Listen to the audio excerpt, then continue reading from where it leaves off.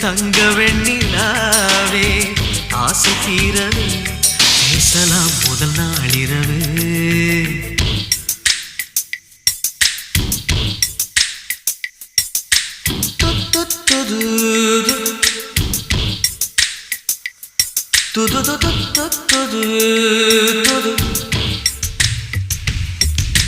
மீனம்மா உன்னை நேசிக்கவும் அன்பை வாசிக்கவும் என்னும் காத்திருக்கு